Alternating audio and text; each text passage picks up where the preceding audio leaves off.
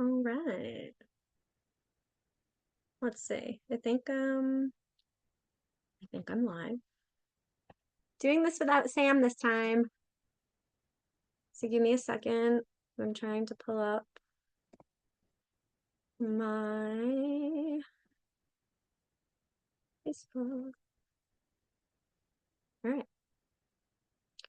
I think I'm good. I don't think there's anybody here yet. So I don't anticipate a ton of people coming on to today's little chat, um, because I find that the topic of grief does not bring a lot of people to the forefronts, we'll say. I I've been a grief recovery coach now for almost 2 years. It is part of one of the coaching options I do. Um, and real quick, Um, so real quick before I get into grief, um, Sam and I are doing a Yin Yang Soul Star live tomorrow. We were going to do it today, but life happens, and luckily Sam and I know how to go with the flow, and this is why she and I live in the now and plan very, very little. So with that said, she and I are going to do our live tomorrow on Thanksgiving Eve. That's for anybody that wants to pop on, hear some channeled messages for the collective, and anybody that wants a intuitive, like 2 minute reading from us. We'll give you like a little sample of what our limitless sessions are like.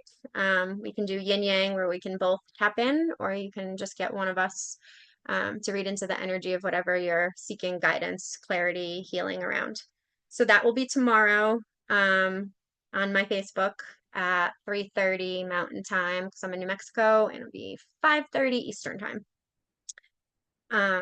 So I decided once Sam and I figured out we were doing our live tomorrow that I was going to jump on anyways by myself and do a live on grief because 2 days away from Thanksgiving, I know I am not the only human on this planet right now navigating a shitload of grief that just seemed to kind of whack me today. Um, so whew, bear with me because I will probably cry. And I'm not going to apologize for that. In fact, that's why my higher self wants me to get on and do this.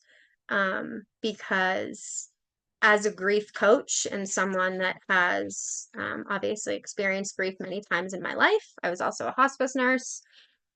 So death, physical death, is not something that is foreign to me by any means.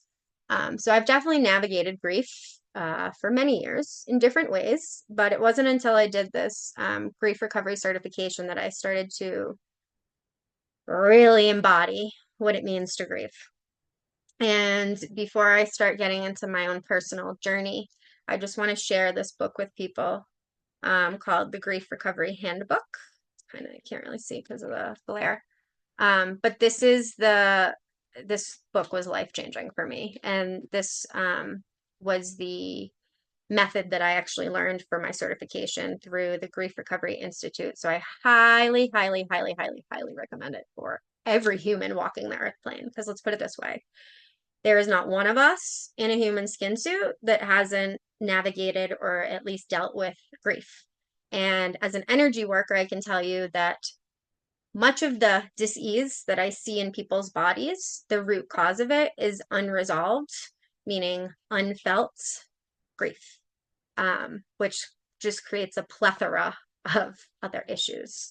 So I do want to read the definition of grief from this book, which I've done in other videos. I've done it if you're one of my clients, you've heard this before, but it absolutely bears repeating because we as a collective do not understand the process of grief whatsoever. And that's due to the way we've been conditioned by society, right? Because we're basically these super sentient beings, meaning super sensitive beings. We're spirits in human bodies, we're energy. And we came into, we'll say, a game that has tried to numb out all of those emotions, right? Because what have we learned as humans? Well, a lot of emotions are very uncomfortable to feel when in the body, right? So Grief, my friends, is not just one emotion. And so I'll share this beautiful definition. Grief is the conflicting feelings caused by the end of or change in a familiar pattern of behavior. So as you can see, that had nothing to do with the death of a loved one, had nothing to do with what we kind of relate grief to. I'm going to read it one more time because I just think like this is profound. Like, let this concept, this definition really sink in when I read it. I'm going to read it a little slower. Grief is the conflicting feelings caused by the end or change in a familiar pattern of behavior. So when you break that down, the amount of grief that we as humans have not processed from all of our life experiences thus far is like astronomical, right? Because again, this had nothing to do with someone dying in our life. Now, obviously, that is one of the sort of main areas of focus when it comes to grief. But I can tell you from my own experience this year that I am grieving a multitude of things. One of them being the death of a loved one, and then a whole plethora of things after that. So I'm going to get pretty real right now and start sharing a little bit about what this year has been for me in regards to what I have lost or what has changed in my life. Let's even get rid of the word loss, perhaps, because there really wasn't even the word loss in that definition. It's changes. And while as humans, we're going through changes literally all the time, we as humans hate change. And most of us are afraid to change ourselves. And I can speak from personal experience from that. When I started this sort of healing journey, which really was just a return to self, of remembering who my soul is, not this limited avatar and personality that's been created from my experiences, but I'm talking about who I am on a soul level. And so my healing journey started about 6.5 years ago or so, very consciously, we'll say, my conscious healing journey. There were aspects that led up to that, but when did I really start deep diving into me was about 6.5 years ago. And this year has been a year. I just keep hearing my guides are telling me that this is just a transition year for me. And that it is. So feel free, anybody that's on, comment, because I am paying attention to if anybody has questions or things you want to share. Like, I don't have to, like, you don't have to just sit and listen to my story, but right now, that's what I'm starting with. But definitely feel free to please jump in with anything you want to share or anything that comes up for you as I continue to share my journey. The good thing is I did just have a massive cry with my mom for about an hour and a half. So we'll see if that affects how I share today. So February of this year, I lost my mother-in-law. Well, I didn't lose my mother-in-law. My mother-in-law died. Even that word like lose, I think I started saying that, but the way we use it, it's like we can't lose anything that was never ours to own, right? So what I've learned about grief, what I'm grieving are my attachments. I'm not grieving love lost.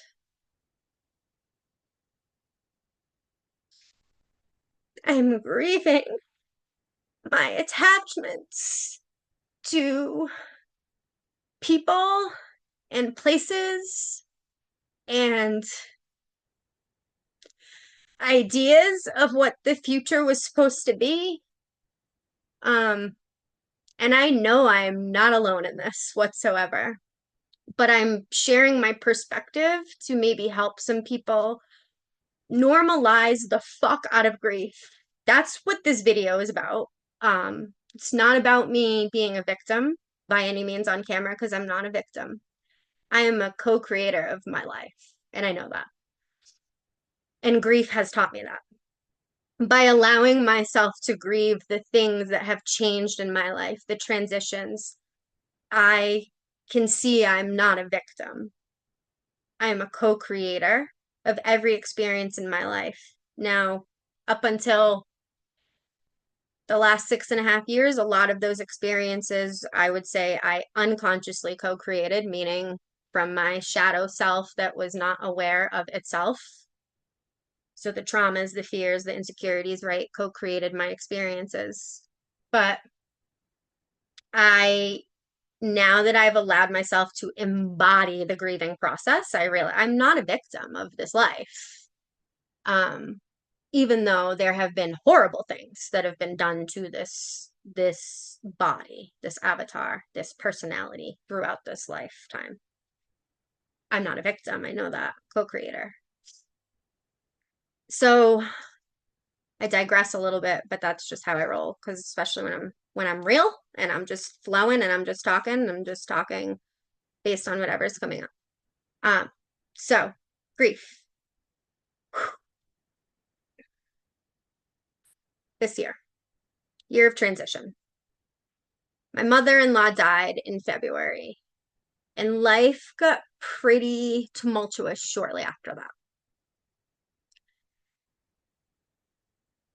My husband and I split in March, and I moved to New Mexico in April. And when I moved here, I left my husband and I left my best friend, Allison, who had moved to Arizona. And I left my house.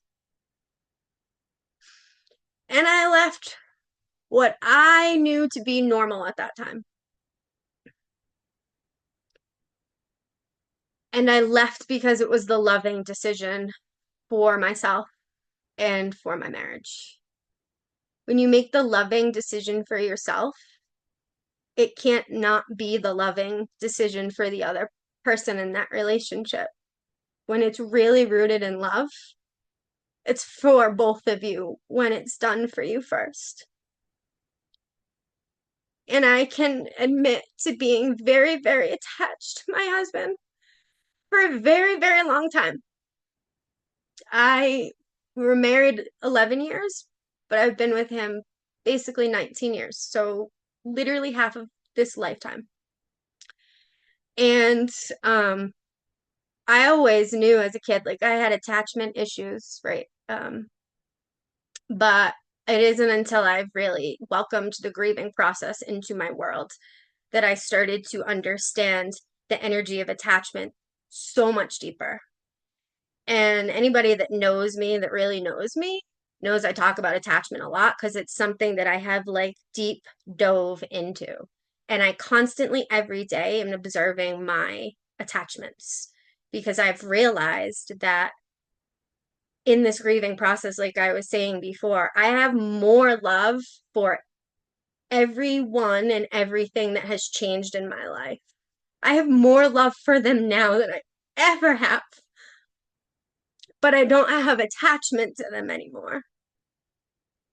And that's what we grieve. We grieve attachment. And what's attachment? Attachment is expectations. A lot of what we grieve as individuals is expectations of the future because of the way we're programmed to always plan. It's always planning for the future, right? We are so not able to live in the now.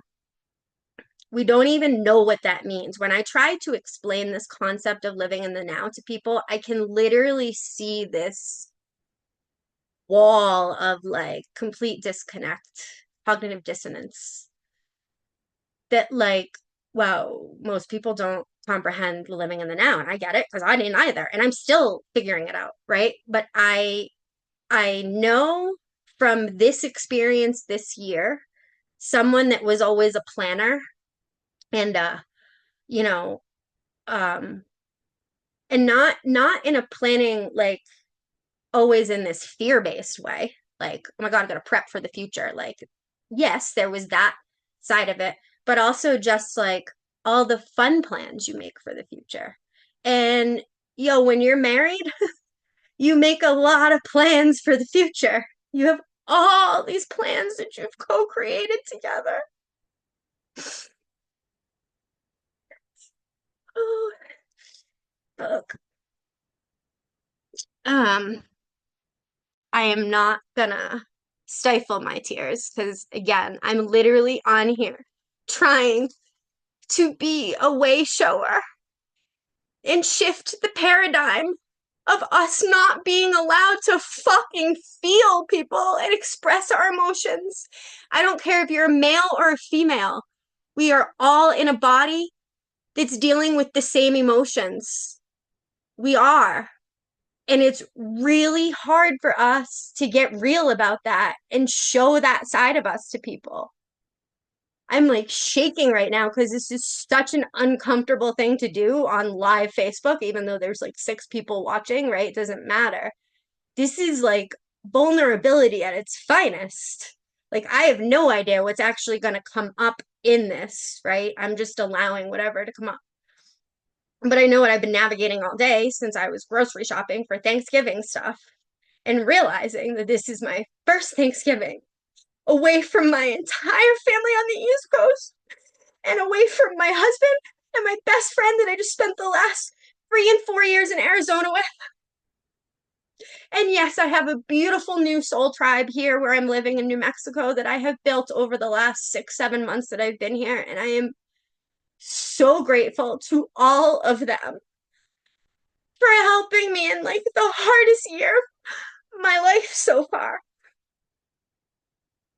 And that's what the book talks about. It's these crazy conflicting feelings. I am simultaneously welcoming in all of this new beautiful connection in relationships with people, this whole new life that I'm building for myself, while literally still releasing my old life that, again, I just spent 19 years building.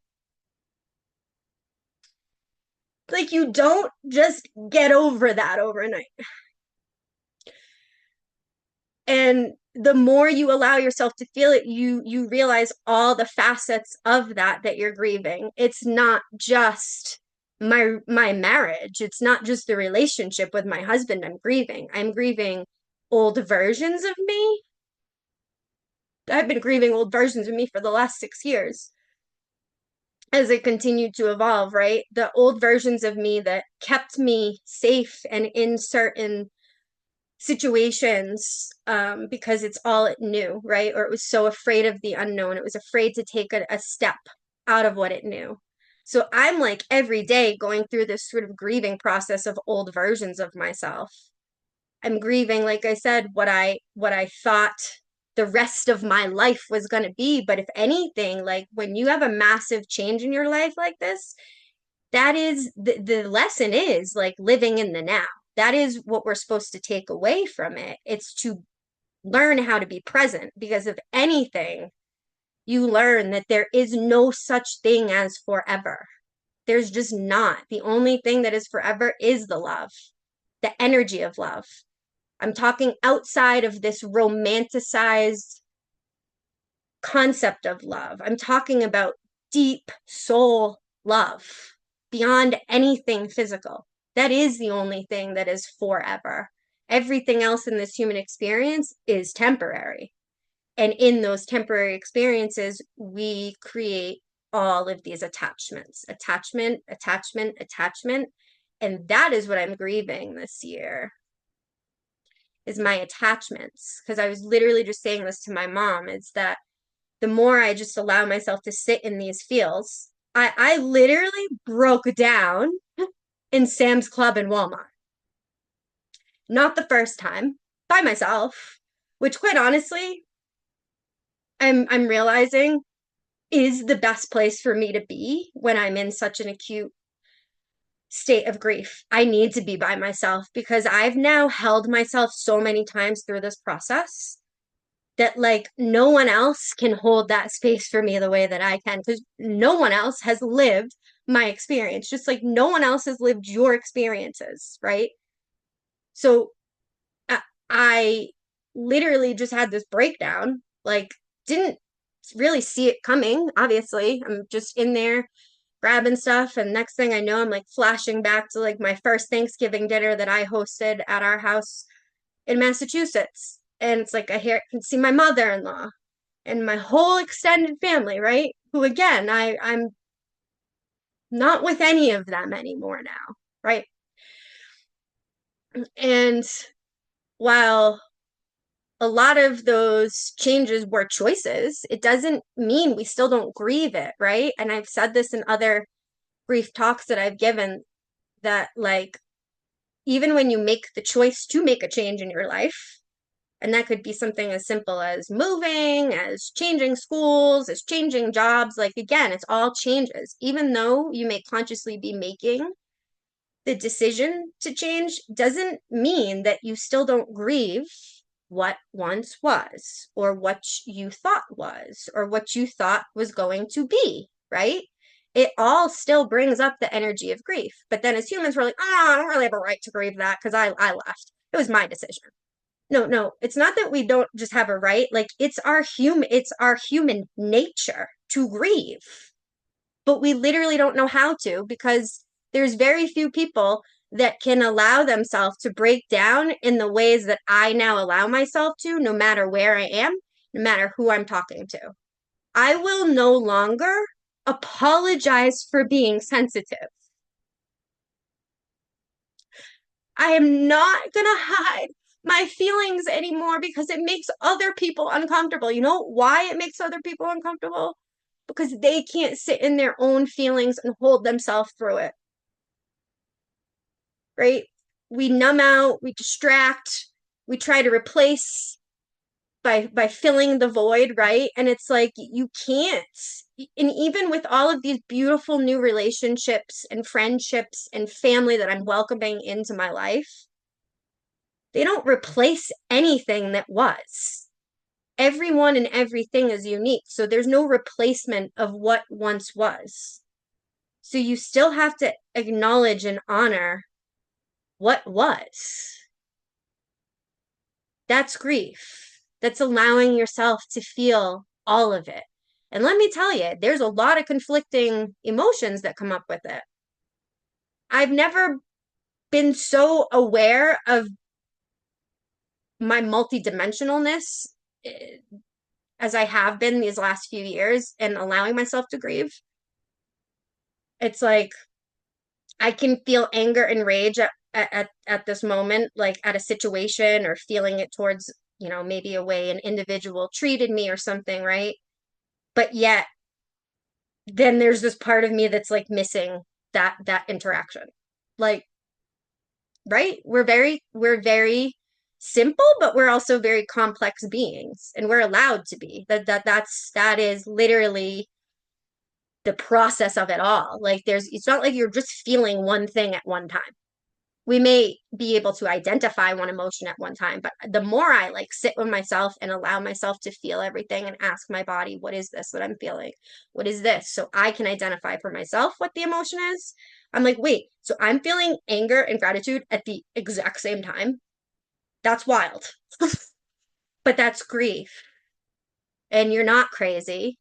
You're just allowing the energies that like you've tried to sweep under the rug, you're allowing them to express themselves in you, in your body.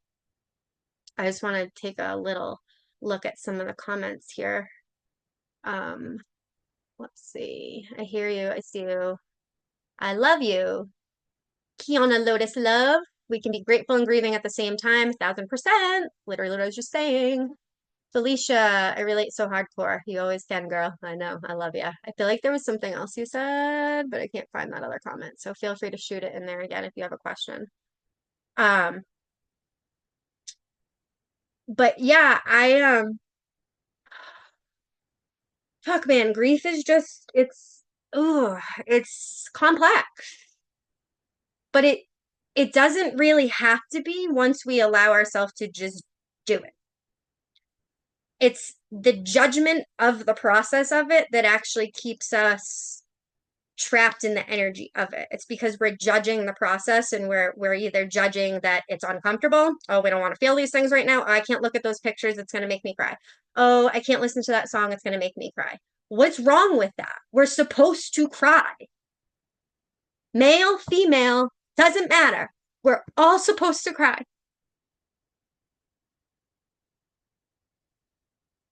That is what doing the work means. It literally just means feeling your feels. That's doing the work. Because when you allow yourself to feel shit, it's like gives your brain this clarity. But you have to clean out the emotional body first. And until you do that, then the brain is just going to control the process and keep you stuck in the process. I've never really explained it this way, so I feel like some of this is my higher self just kind of channeling a different way of expressing this whole process. But it's our judging of grief that actually keeps us trapped in it. Because, and what's judgment? Okay, so judgment is basically having an opinion and labeling it to that thing. So, okay, the grief process, well, it takes a long time, right? Well, there is no like linear time frame for grief because it's individual for each one of us. So the second in our mind we're already judging, well, I shouldn't be grieving this anymore. Guess what? You trapping the energy of the grief because now you're actually judging yourself for being in a human body that came here to actually feel all these emotions. I can tell you that the silver lining to feeling such deep levels of grief is you have such deep levels of gratitude, appreciation, and unconditional love. That is the only way I've come to know these higher vibrational energies in my body. We all have a knowing of these energies, right? Because there's definitions to all of these energies. There's a knowing, but the majority of us, argue and say all of us, the whole human collective, because of the way we've been programmed, have numbed all of that out. But it's the numbing, it's the distracting, it's the filling the void, it's the all the different ways that that shows up in addictions, and there's a plethora of addictions, right? It's all of those behaviors that trap the energy of grief in our body. And I can tell you as an energy healer, my friends, there's not been one person I've worked on that doesn't have that shoved deep in them. It's layers. That's why there's so many different emotions that come up with the process of grief. Yes, Felicia, the judgment of emotions compounds the emotions for sure. Yeah, because now we're instead of just letting the emotional body release in the way that the soul is guiding it to do, now the human analytical left side of the brain is coming in and it's interjecting. It's literally like halting the process. Another thing I want to share, as I just said that, because I just saw it, and it's something we all do. And I was a hospice nurse, so I 1000% did it.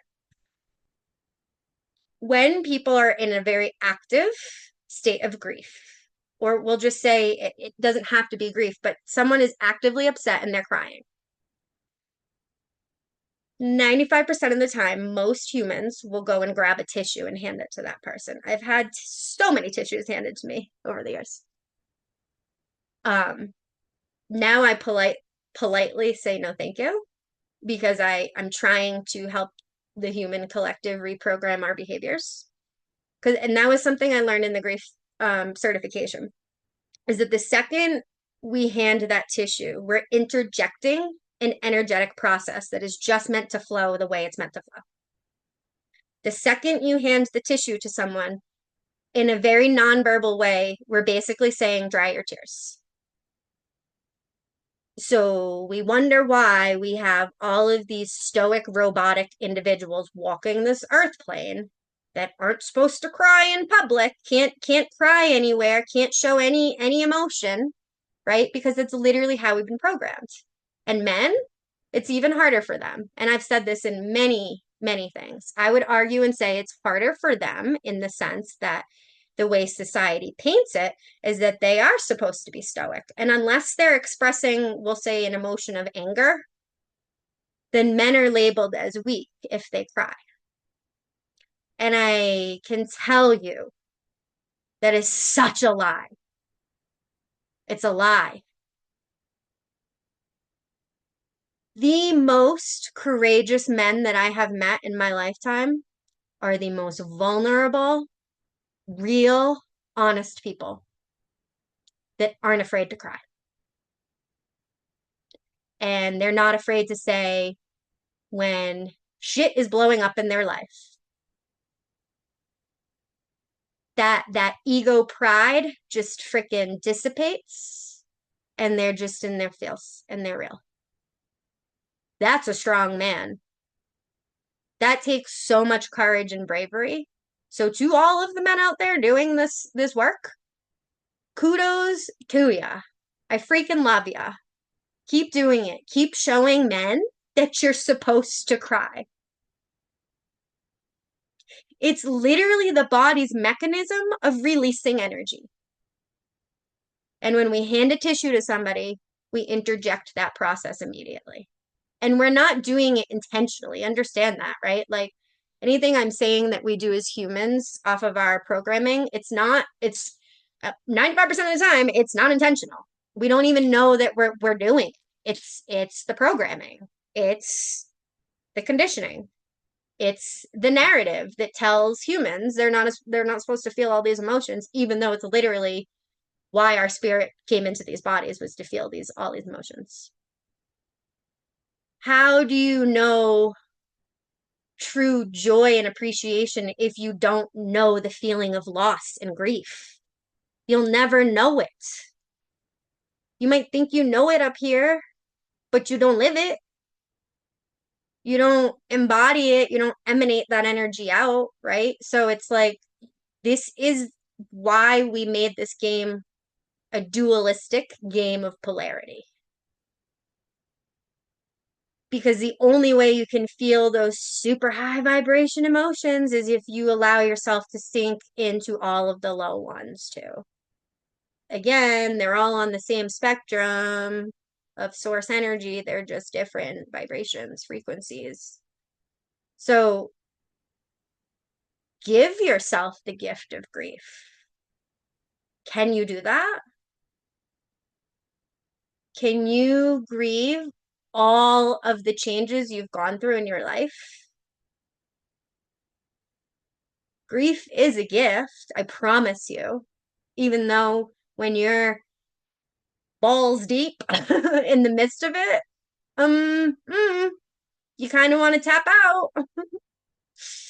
But you can't escape you regardless, even if you tap out.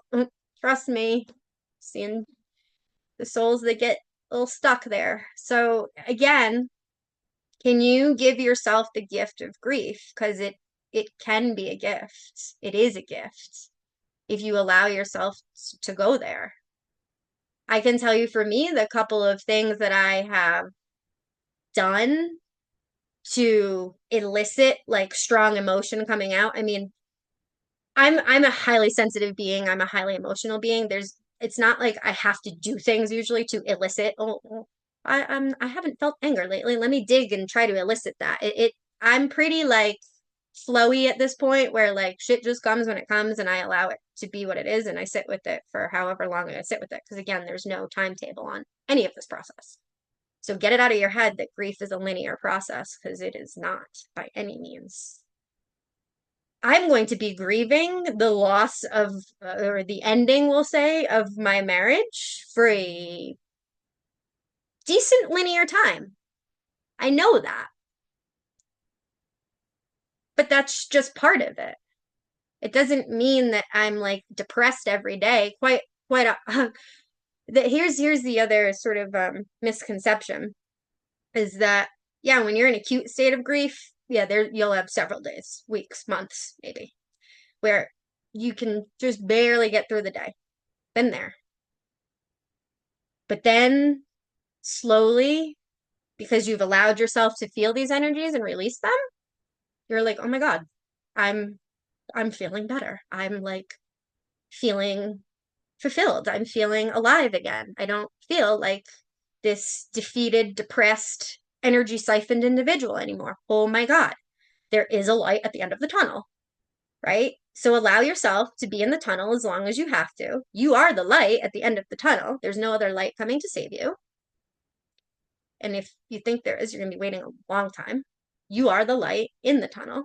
So let yourself sit in the tunnel as long as you have to. You will know when it's time to come out of the tunnel, because all of a sudden light will just start appearing and you're like, oh my God, I am the light. So can you give yourself the gift of grief? Can you allow yourself to feel the deepest, darkest pains that your human ego has tried to shove aside your whole life? Now, I'm 39. I took that grief recovery certification almost 2 years ago, and I did the whole process up to that point in my life. Well, now, as I've discussed, I've had several more changes, so I will be putting myself through that process again with my newest big life changes when I'm ready. I'm allowing my energetic process to do what it has to do, and then I'm going to do the steps that like I do in my coaching with people when I intuitively know it's time to do those things. So at 39 years old, I mean, or at 37 when I did that, right? I had a whole timeline of stuff that I was like, oh my God, no wonder why we're all a mess. Like, because one of the exercises with that certification, and also I have my clients do it that are in grief recovery with me, and it's in this book if you get the book. You literally make a timeline, and the first plot on the timeline is like your date of birth, and the end of the timeline is this present day. And then you put all these markings on your timeline, and you write out all of the life changes you've gone through that you felt had an impact on you, right? It's not like, well, I changed my clothes today, right? Like I'm talking about significant events in your life that when you reflect back and are really honest with yourself, you gotta be really honest with yourself in this process, because your human mind is going to want to tell you, oh no, like you're over that. It That's what your human mind, because that again, that's the ego that doesn't want to invite this process in because it's very uncomfortable. And the ego just likes to be comfortable. Even when the ego is in a massive state of suffering and it has deluded itself to think it's comfortable because it's in what it knows, it will create a lot of narratives in your head when you're going through an emotional process like this that you're over something. Don't let that little trickster mind talk you out of anything that intuitively you were going to put on your chart. And then you go through this chart, right? You go through this timeline, we'll call it. And then you choose what you feel to be your most significant impactful loss or change up to that point. And then that's you focus on that for the next 7 activities that come after that. But then you can go back and then do the process again with other things on your timeline. So it's like, again, you can really deep dive into this very easily. There's so many resources. I personally, and even someone that did hospice and used several different grief types of resources, this is still my go-to. It's just the moment I read it, it resonated with everything I had experienced on my evolution healing journey. It wasn't using the word grief, but then I realized, oh my God, it's all literally like the same thing. I was like, oh, this book literally, it speaks my language, it's aligned, and it makes you deal with your shit head on. Love it. Right? So I can tell you though, I was about to say before, the couple of other things I've done to elicit like helping move energy out of me is I will listen to the sad songs.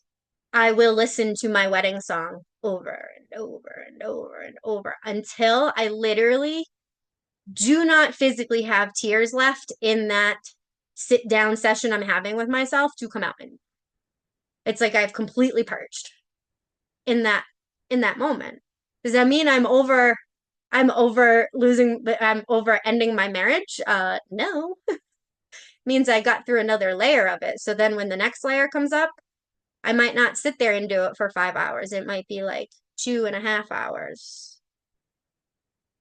And I can tell you that like this process of grief, of healing, of self-reflection and introspection, of just allowing yourself to be present in the now with your emotions, it's very what's the word I'm looking for? Spirit. It's like it's not hang on.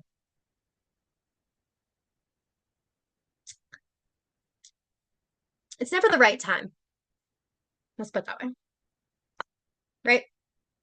We humans, we put we live in the illusion of time. And so it's never the right time to cry because we're too busy. We're either at work or we're in the middle of Sam's Club or we're driving to pick up our kids from school or we're in the middle of a business meeting and all of a sudden a wave of grief comes in and we're like, oh God, I gotta swallow that right now. Don't I, this isn't the right time and place to do that. Can't do that. Can't be a human right here, right now. That gets in the way of whatever it is that's taking place, right? Which most of the time isn't probably really even that relevant, to be honest, when you can relate it to your humanness. That is what is supposed to take priority, but it doesn't whatsoever in this society. It never takes priority. And so we just shove it down and we tell ourselves we're just going to shove it down for this 45-minute meeting. I'm just going to shove it down till I get out of work today because I don't have time to deal with this. I don't have the space. What are people going to think about me if I just start breaking down? I'm not a fucking pussy. I'm not a baby. I can't do that. Well, those are all very, very limiting beliefs that have been thrown into the collective from our societal conditioning. And so that is how we perpetuate the same cycles. And then we show other people by modeling that behavior that, oh, this is normal. This is how the human collective grieves. We just don't. I'll just deal with it on my own time. Most of us then don't, I'll be honest. Or the second we start to, and it's like I'm seeing right now, Spirit showing me like the different things when people then go into their own little sacred space, right? And how quickly people either pick up their phone, put on the TV, call someone, do anything to distract themselves from literally just sitting with it.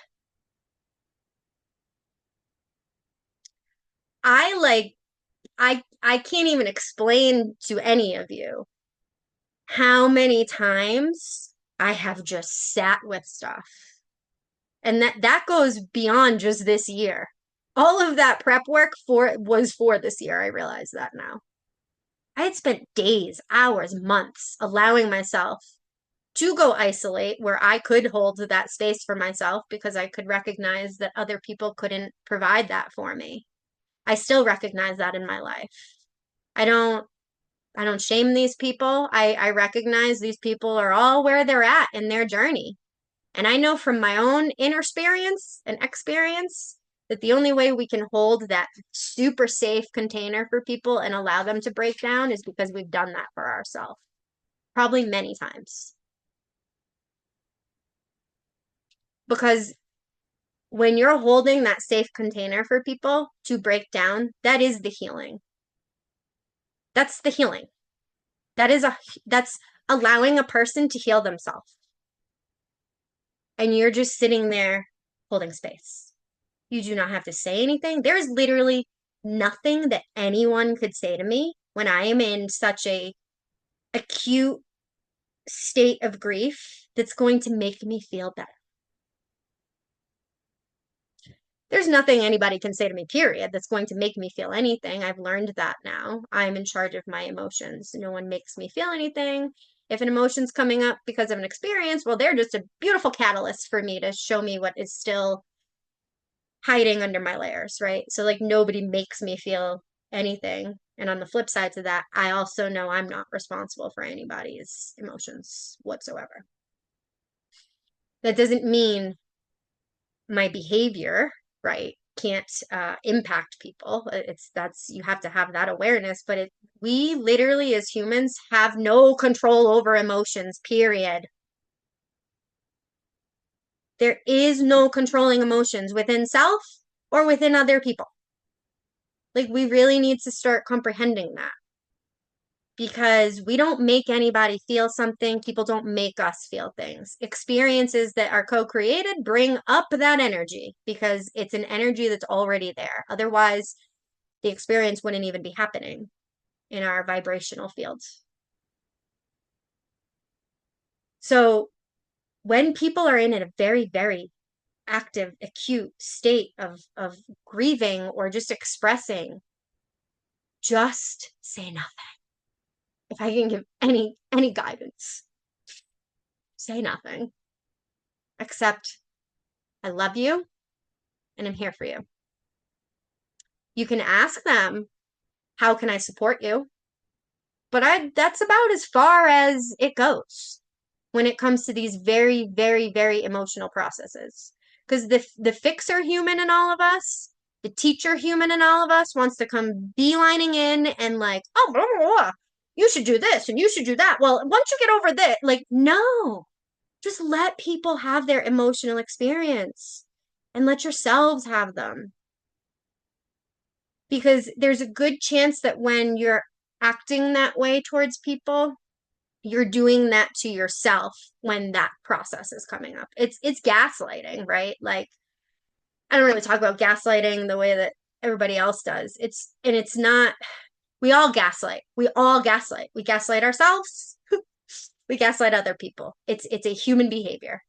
It's not just a thing that narcissists do, and anybody that really knows me knows that I don't talk about narcissists and empath the way that most other people do either, because I believe that we're all carrying around narcissistic and empathic energy. We're all the light in the dark.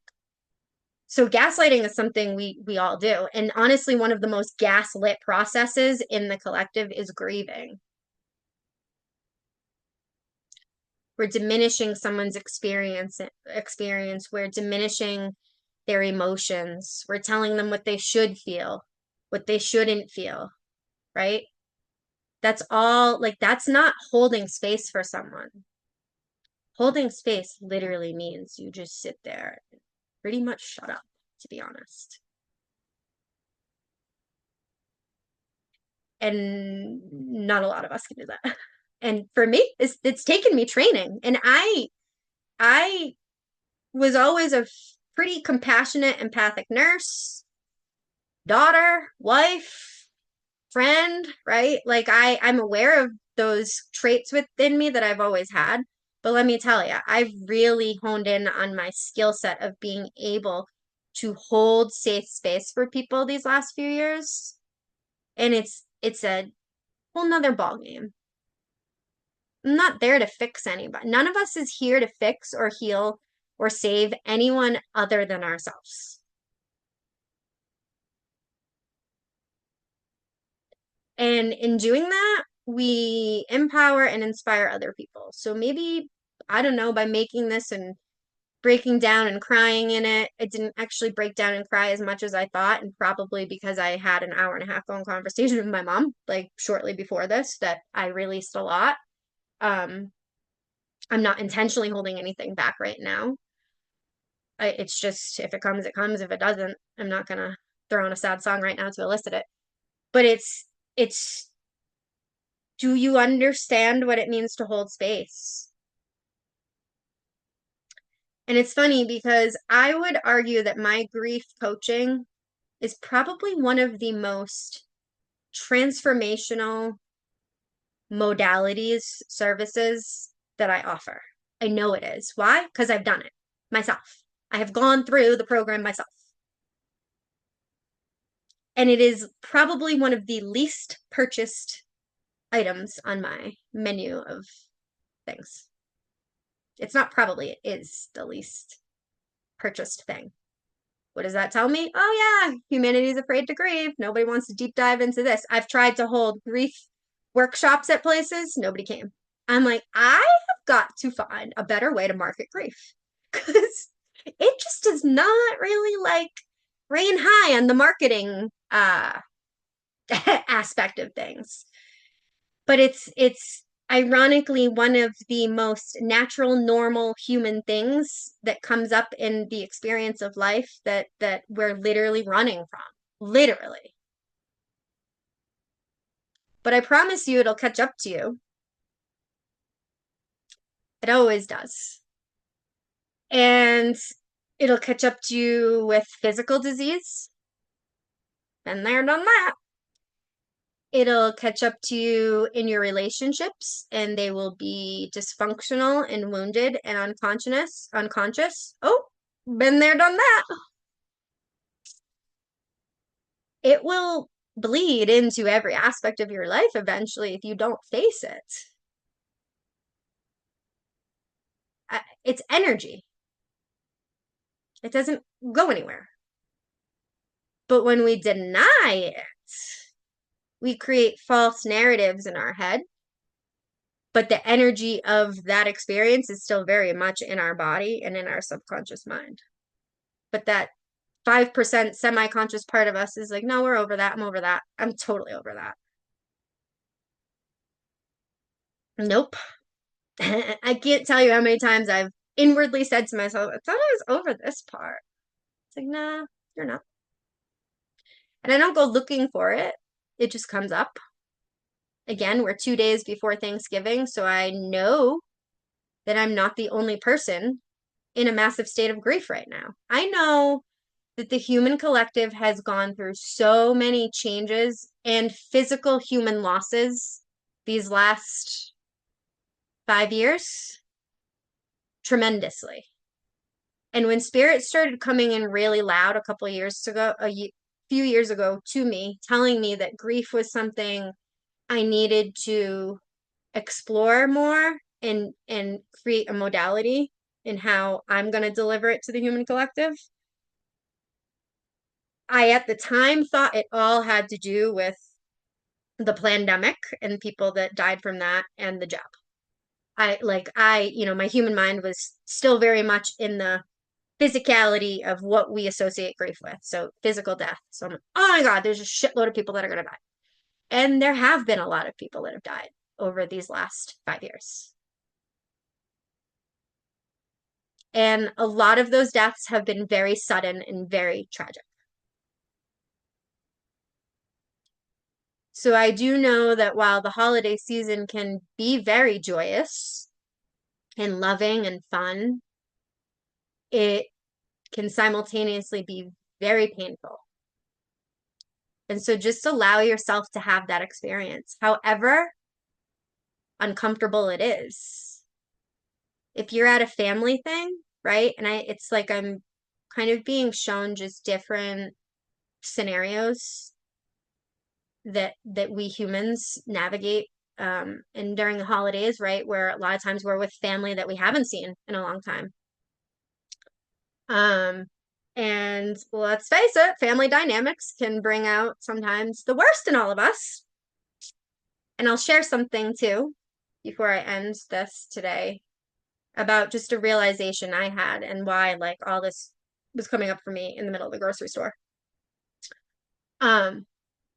But there will be scenarios that I'm seeing in the human collective of waves of grief hitting us all at different times on Thanksgiving. And that annoying little narrative is going to peek in and say, oh, it's not the right time, not the right place, not the right people to grieve in front of. They're not going to get it. They're going to shame me. They're going to make fun of me. They're going to get uncomfortable. All of that, right? Like, guess what? Oh, well. This is what it means to be a way shower, a cycle breaker, a co-creator of the new earth, it means breaking the old cycles, which means stopping the old human behaviors that have kept us trapped in suffering.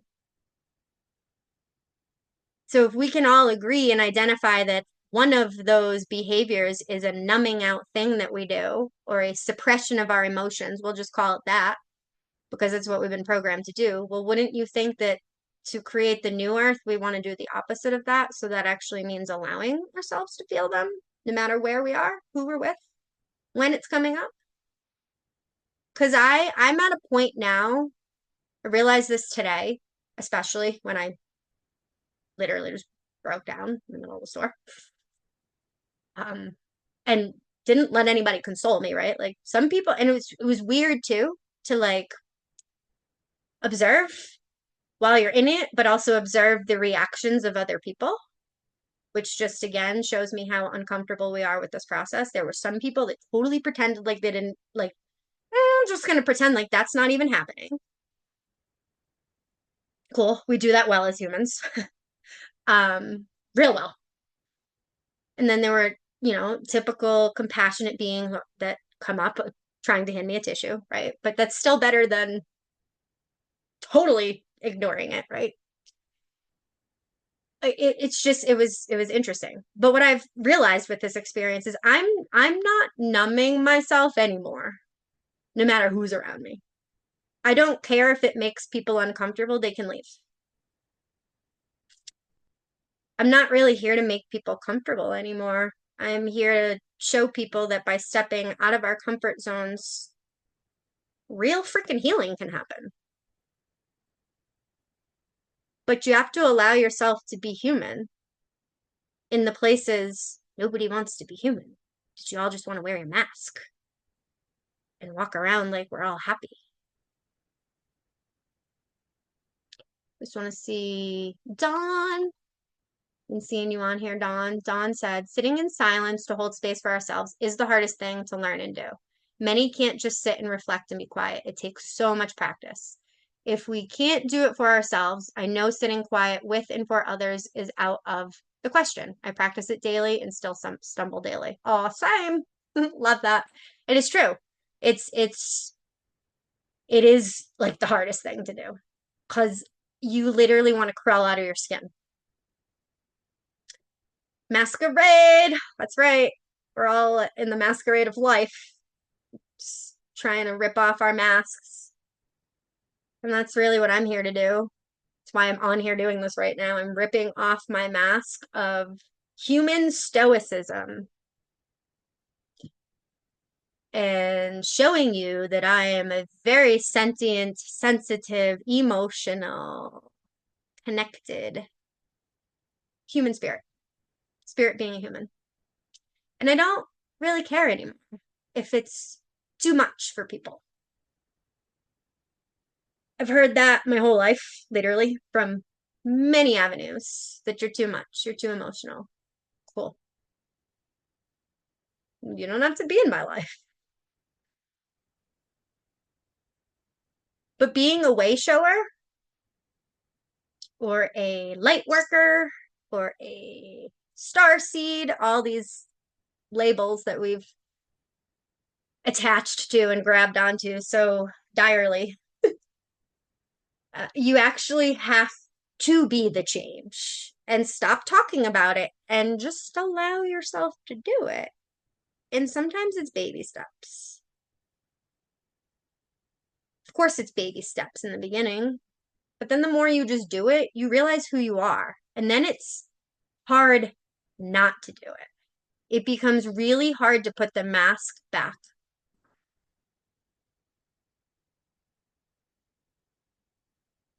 That statement in and of itself, I just felt in every fiber of my being. Once you start allowing yourself to be vulnerable and authentic and true to who you are, when people want you to put the mask back on, it's almost impossible. And even if you do, you'll only put it on for a little bit until your soul will make you rip that mask off like no tomorrow because you know who you are and you know you're here to be a sentient being, meaning a feeling being. That's what sentient is. Everybody's like, oh, I want to be clairsentient. Well, like, we're all clairsentient. We're all sentient beings. But you won't ever tap into those gifts and anchor them into your body until you work through the human experience of it all. That's why shadow work is really the light work, I always say. You have to deep dive in all of that to tap in, tune in to all your clairs, clairsentient, clairaudience, claircognizance, right? All of that. That's only going to come, I mean, it comes online for us, like, right? But to embody it and know that you can connect back to that at any time. Because I'm at a point now where, like, yeah, I know I can just tap in, right back in.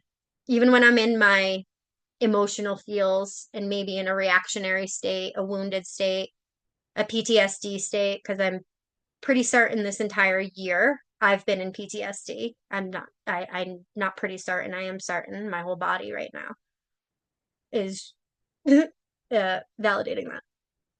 And I'm still coming out of it.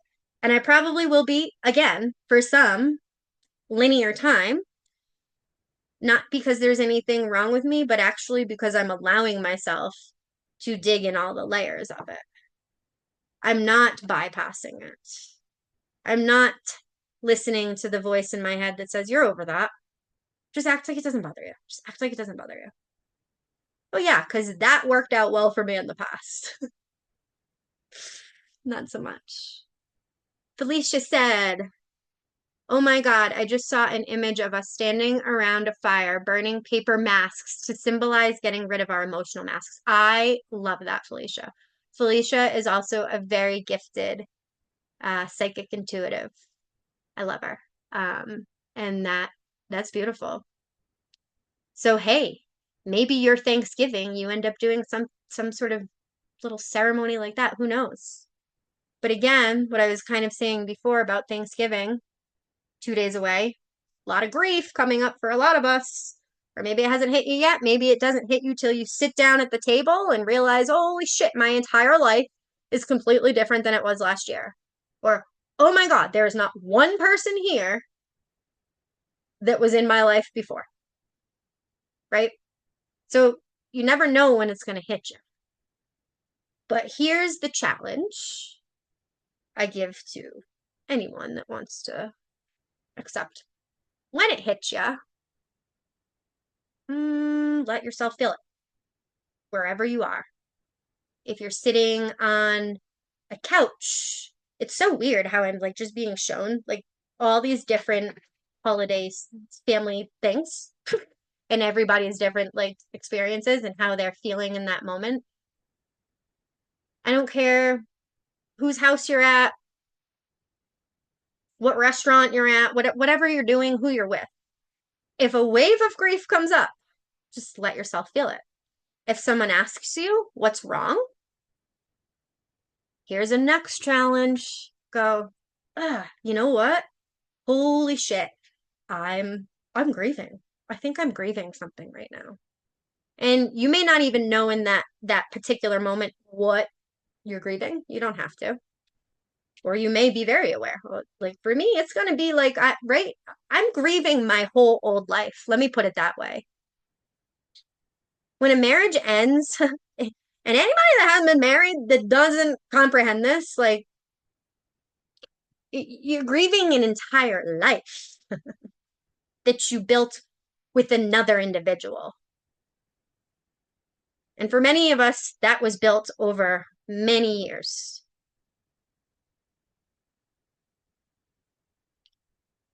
So, challenge number 1, let yourself feel it, no matter where you are, no matter what time it is, no matter who's around you. Challenge number 2, somebody asks you what's wrong, you authentically say, I'm grieving. I just need a minute. I just need a few minutes.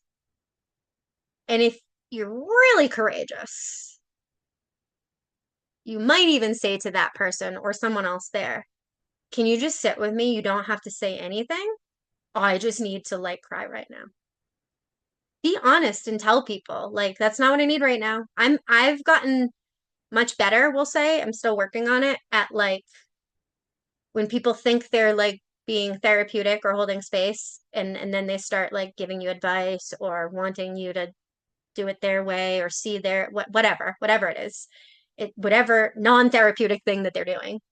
I'm usually pretty forward now at being like, I know you're trying to help, but I really can't have you say that right now because it's not helping. And if you can't sit here silently with me, I totally get that, but I actually then just want to be alone. So you're allowing yourself to receive support if it's there, but only if it's the right kind of support, not support that's going to then make you feel shittier in your state, right? And yes, Dawn said a moment of silence is simply not long enough. 100%. 100%. Who knows how long you have to sit in it? You may end up having to leave. And then guess what? Then the voice of guilt is going to come in and it's going to say, you're going to leave this beautiful family gathering because you can't get over it. If that's what you have to do to acknowledge and feel your grief, then you do whatever you have to do. People aren't going to understand. Take it from someone who's living in this body and experiencing this experience. I think I can count on one hand people that I know truly understand because they're people that are embodying the same kind of truth and living it in their everyday. But the majority of people are not going to understand. Thanks, Mama. Speaking words of wisdom. Let it be, let it be. Thanks for sharing. So helpful. Thank you. Speaking words of wisdom that you planted many of those seeds. So thank you. Because I may not have wanted to hear them all when I was 10, 11, 12, 13, 14, all the way into my 20s, 30s. But I get it now, and I know you know I get it now. So all of those seeds you planted for me, Mom, they're all growing, I promise. And for that, I'm so grateful. Even though I know you're on the other side of the map, and this is going to be a really hard year for both of us, I know we're so connected in our love. And while my attachment, physical, human part that would love to be with you physically right now, I also know it's not really what I need right now. I need to like feel this change in every capacity, no matter how uncomfortable it is. Because the wounded parts of me literally just want to go to sleep tomorrow night and sleep through the day on Thursday.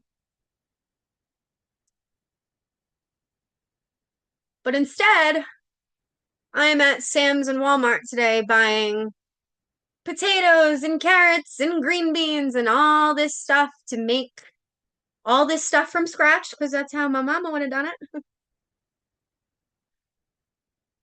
When really there's this other part of me that just wants the whole day to go by like it doesn't even exist.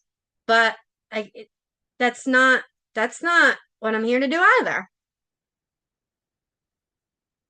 That's totally bypassing the whole experience. Because I know there's going to be fun and beautiful things that happen that day too. How could there not be? There's always a yin to the yang. But the wounded, hurting part of me just doesn't want any of it, even the joy. So understand that that's very normal if you're also feeling that way. That you don't, it's not always that we're dreading these family gatherings because of the drama or the bad shit. Some of us are dreading the joy because we don't know what that even really feels like to embrace and embody and welcome in. So just know you're not crazy if you're feeling all of these things. And if you're feeling them all at the same time, cool. You're not crazy. You're just becoming more self-aware. which your egoic mind is going to tell you you're crazy. But the higher part of you knows, oh no, you're just becoming more aware of yourself. And you're starting to identify what you're feeling because you're actually allowing yourself to feel it instead of grabbing your phone or smoking a joint or knocking back the beer or shopping online or having sex or whatever the 5 gajillion thousand things we do as humans to numb out and distract from the present uncomfortable moment. So the thing I wanted to share before I end was while I was having all of these waves come at me in the grocery store, I was brought back to the first Thanksgiving I hosted in my house that I owned in Massachusetts with my husband.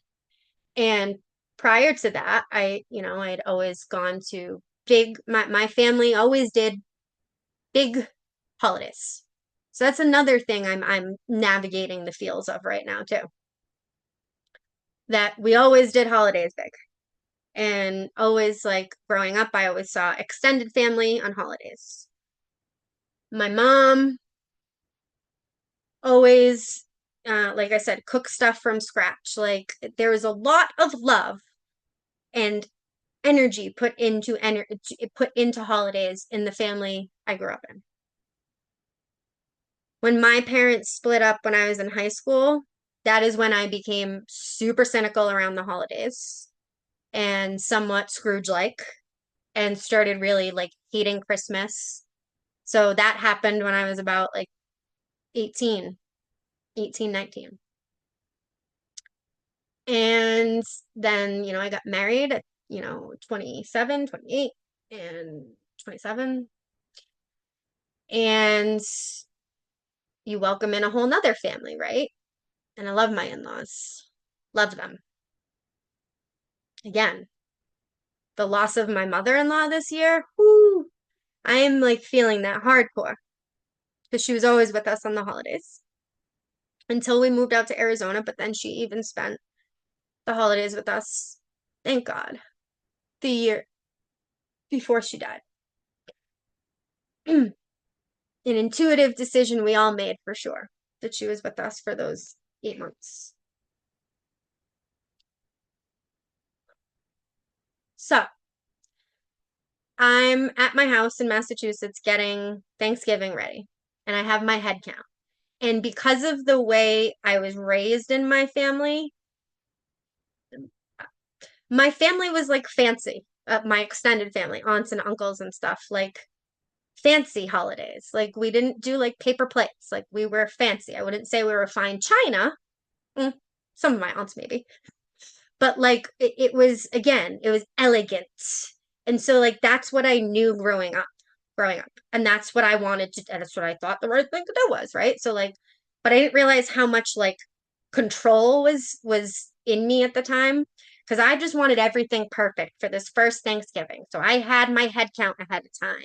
I knew exactly how I wanted everybody sitting. Da da da da. Well, my mother-in-law, freaking love you, Lorraine. She's here right now. I just felt her big time. She was known to bring extra people and wouldn't tell you ahead of time, like would just roll in with extra people. And she was always doing it out of the goodness of her heart. It was always people that didn't have a place to go, right? And so she'd bring them. And the very first time it happened, I learned real quick after that, but I'm rewinding again to my first Thanksgiving that I hosted. And it's chaos. Like anybody I had 19 people coming to my house. It was chaos. Like, and I had an army of people helping me understand it wasn't just me. My mom, I was cooking a turkey up because my mom lived in an in-law apartment attached to our house. So she was like cooking the turkey up there. I was doing sides down in our kitchen. Like it wasn't just me, myself, and I. It was me, my husband, and my mom. The three of us were like hardcore. But Maria, this was her first one hosting in her new house. She just wanted it perfect. And so then her mother-in-law shows up with extra people that Maria didn't plan on. And I was flashed back to that moment and I remember standing in my kitchen. Now, understand too that even though I was aggravated, I didn't show it. only my mom knew, because my mom knows me. And I had to like sidestep for a minute because I had enough self-awareness at that point in my life to not like, I was going to say anything to my mother-in-law. Like, what are you doing? Right. There's that compassionate being in me that knew like, oh my God, she just brought people that like needed a place to go. Would have been nice to know ahead of time, but that's okay. Right. That controlling part of you that just wants everything like so. And I had an expectation. I'm much older and wiser now, and I know better than to have expectations. But I'm literally like grabbing stuff off the shelf, and that's when I broke down because I remember how annoyed I was at that moment and how now I would give anything to be back there with all of them again. Because none of them are in my life right now.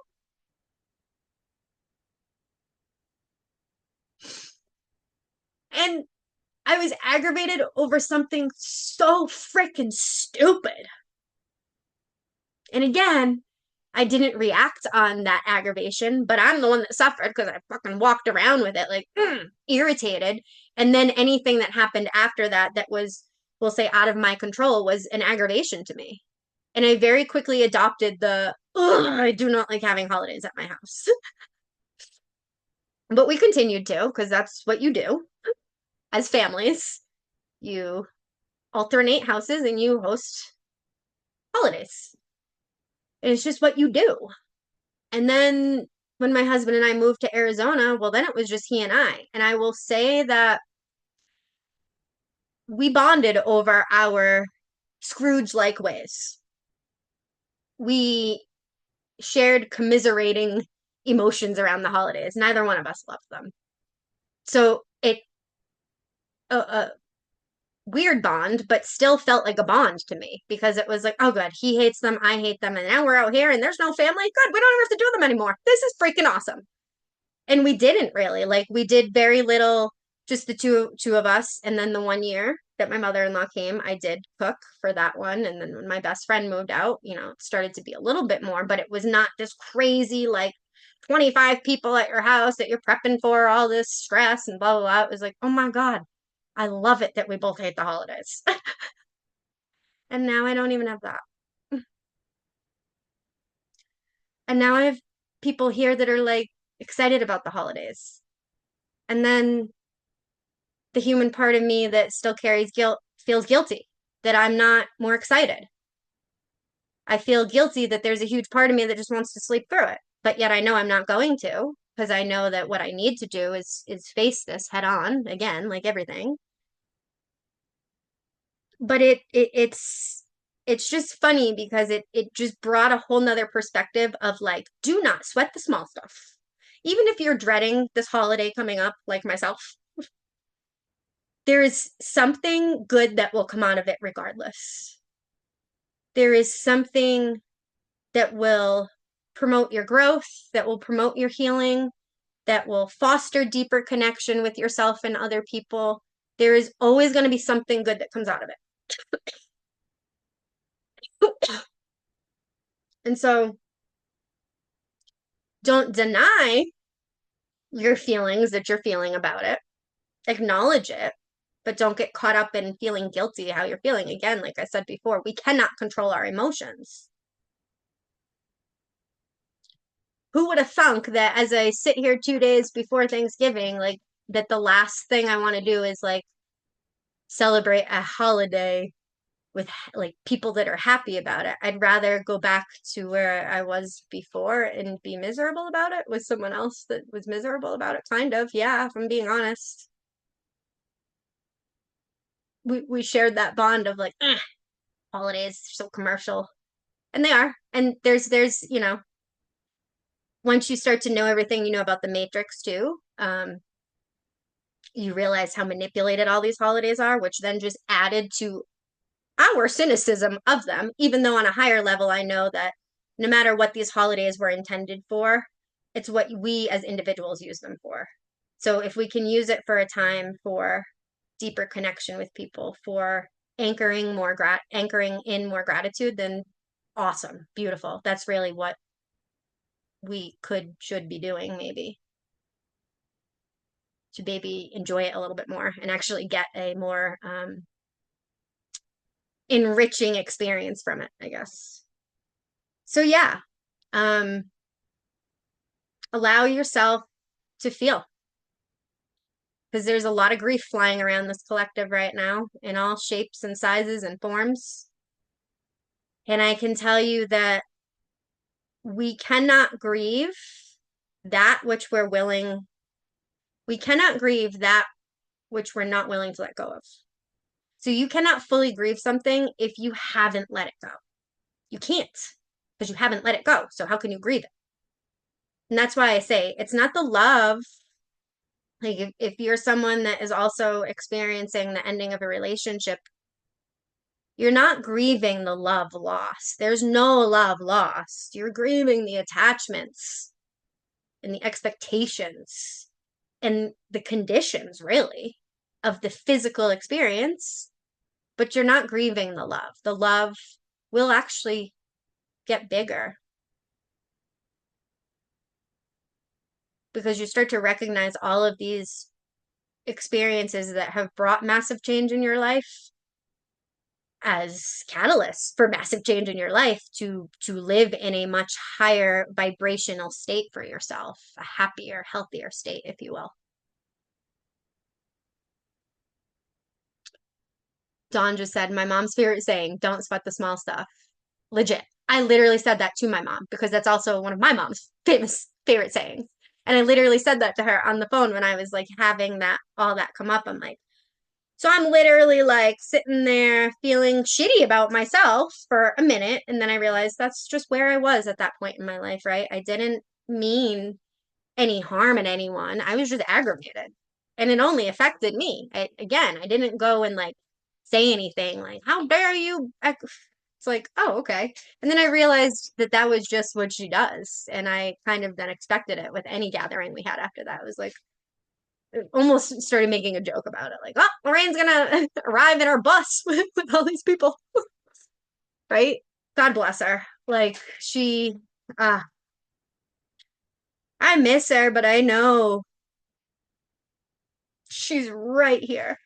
And that's the wild part that when we're grieving someone because of a physical death, and this I've experienced with not just Lorraine, but my uncle that died in 2019, my dog that passed, like individuals that I'm very close with.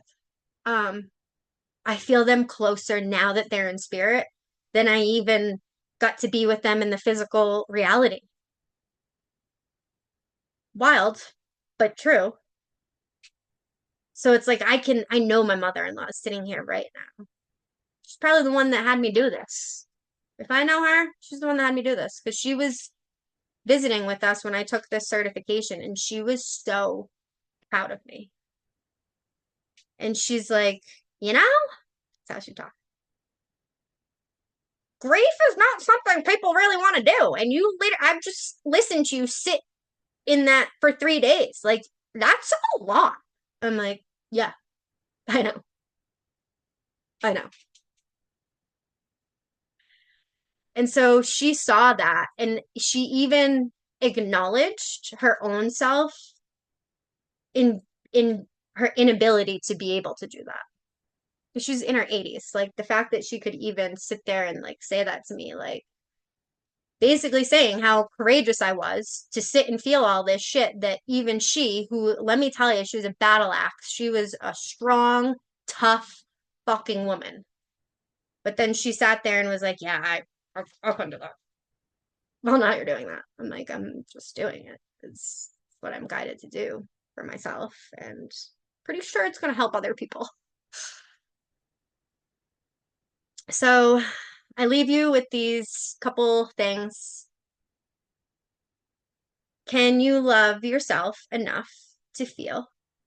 Can you give yourself the gift of grief in everything that it's bringing up for you? The good, the bad, the in between, all of it and the nothingness, all of it, right? That's grief. It's all of it and nothing all at the same time. It's wild. Can you allow yourself to feel that any day, but most especially during the holidays when it's pretty loud for a lot of us. Can you challenge yourself this year to maybe experience this experience differently? Choose to be a bit more vulnerable. And maybe you don't have a breakdown in the middle of Thanksgiving dinner. Maybe you do. Maybe you have a breakdown on the plane. Again, I'm like seeing just all different quick flashes of people and where they're going, like in their traveling, and like I'm seeing people on the plane breaking down, like seeing people in stores breaking down, like myself, right? Can you allow yourself and or can you allow others around you to do that? Can you hold that space? And if you can't, be honest about it. There's nothing wrong with not being able to hold the space. You're only doing a detriment when you know you can't hold the space and you're still trying to, because now it's like you're trying to prove it no longer has anything to do with that person anymore. It's all about you in that time, in that moment, in that experience. So know yourself enough to know, do I have the emotional intelligence, the emotional capability to hold space for this very emotional process? Nope, I don't. And you're going to feel like you're abandoning them. You're not.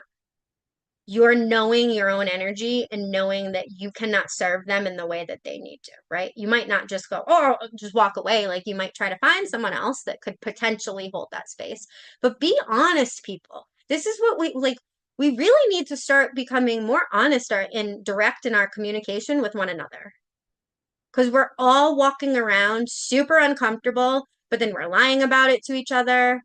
It's because we're lying to ourselves. It's like you have to start getting really honest with yourself first before you can start having direct communication with other people like that. Because now, again, you know thyself. You are going to exercise those boundaries or those truths of you. So if you can't hold space, well, guess what? You're no different than much of the human collective. But your self-awareness of it, bingo, good job. Then maybe say to yourself, why can't I? What about this is making me super uncomfortable? Okay, maybe I'll sit with that later. And then reflect later or whenever, right? But just let yourself feel whatever is coming up for you this holiday season. All of it. The good, the bad, the in between. Let yourself experience it wherever you are, whoever you're with. And if you are someone that can hold legitimate, safe, compassionate space, do it. You want to be an energy healer? That's it. That's being an energy healer. That's it. You hold the space so someone feels safe enough for them to go into their own darkness and for them to do what they need to do to heal and feel it. That's the healing. That is how we heal ourselves and other people.